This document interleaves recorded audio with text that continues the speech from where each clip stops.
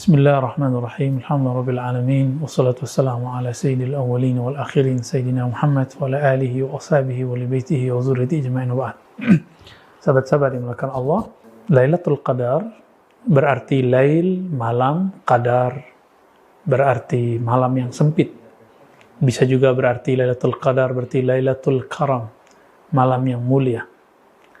Lailatul Qadar juga berarti malam yang disempitkan waktunya, seperti yang dikatakan tadi, wa man qudira alaihi rizquhu, kata qudira diartikan siapa yang disempitkan, siapa yang tidak yang waktunya sangat mepet sekali, ya. Lebih kurang itu beberapa makna dari Lailatul Qadar. Begitu juga ulama kita mengartikan malam yang telah ditentukan. Ya pasti malam Lailatul Qadar juga sudah ditentukan. Malam yang sudah dikadarkan. Kadar sudah jadi bahasa kita di Indonesia, di Malaysia, di Singapura, bahasa Melayu, kita menyebut kadar itu ukuran, ketentuan. Maka gabungan dari makna ini semua dapat kita artikan Lailatul Qadar adalah malam yang kemuliaannya sangat sempit, sangat tidak seluas waktu-waktu yang biasa, dan masalahnya malamnya sudah ditentukan. Dalam hadis Imam Bukhari tentang Fadlu Lailatul Qadar disebutkan bahwa yang dapat mengakses kapan Lailatul Qadar itu terjadi itu tidak hanya sosok Nabi, tapi juga pewaris-pewaris beliau di kalangan sahabat-sahabat mulia. Disebutkan dalam hadis tersebut, anna rijalan min ashabi Rasulillah SAW, bahwa ada sekelompok laki-laki yang spesial. Rijal disebut min ashabin Nabi, maka kita sebut orang-orang spesial. Uru Lailatul Qadar, diperlihatkan, diberikan visi, baik melalui mimpi, ataupun firasat, ataupun melalui ilham-ilham di kalbunya, mengenai Lailatul Qadar, itu fi sab'il awakhir, pada 7 hari terakhir. Lalu Nabi SAW membenarkan, dan Nabi mengatakan, yang kalian lihat itu, yang kalian temui itu sama dengan yang aku temui, ya. Maka di hadis lain Nabi SAW mengatakan iltamisuha fi sab'il awakhir atau fil ashril awakhir, carilah, kejarlah, burulah Lailatul Qadar itu pada 10 hari terakhir atau 7 hari terakhir.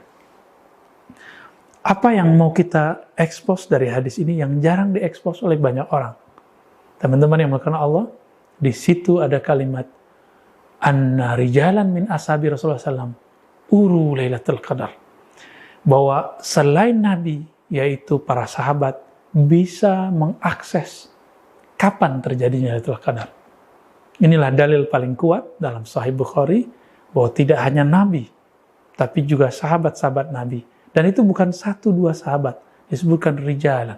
Maka ini juga dapat diartikan salah satu metodologi dalam mengetahui Lailatul Qadar, malam yang kemuliaannya sempit dan ditentukan itu, adalah dengan metode ru'yah, dengan cara mimpi, atau cara visi, atau cara ruhani, ilham. Yang ini kemudian tidak tertulis dalam kitab, ini adanya pada kebeningan kolbu para kekasih-kekasih Allah.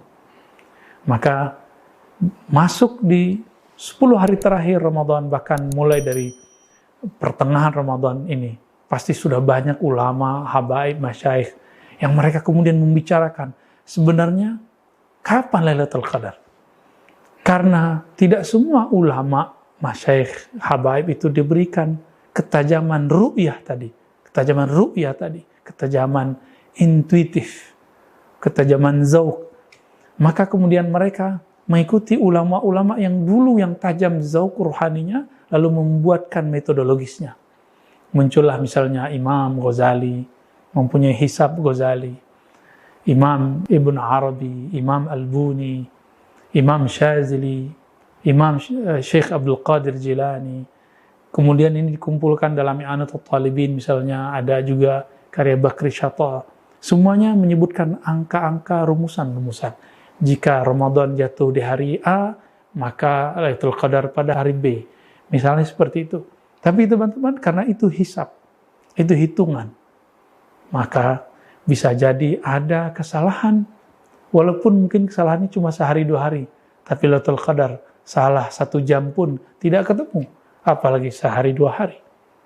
Oleh karena itu, meskipun kita menghargai apa yang mereka wariskan, al-muhafazah ala al-qadim al-aslah, al-qadim as-salih, menjaga melestarikan yang lalu, masa lalu, waris-waris ulama kita yang lalu, yang bagus.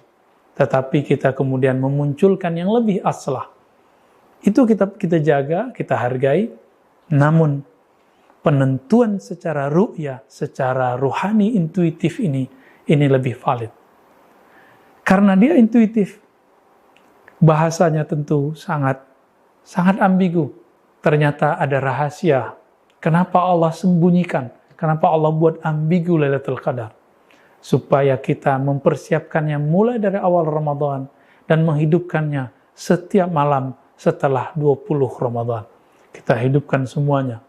Karena setiap nafas, setiap detik di bulan Ramadan, apakah itu malam ganjil ataupun malam yang genap, semuanya adalah keberkahan. Lailah mubarakah, malam yang diberkahi. Lailatul rahmah, Lailatul maghfirah, Lailatul itq minan nar. Jadi setiap malam Ramadan itu ada 3 rahasia. Di luar rahasia Lailatul Qadar. Malam ampunan, malam rahmat, dan malam nama-nama kita dihapus dari daftar ahli neraka. Sahabat-sahabat karena Allah, itulah rahasianya lebih kurang. Kenapa Lailatul Qadar Allah sembunyikan?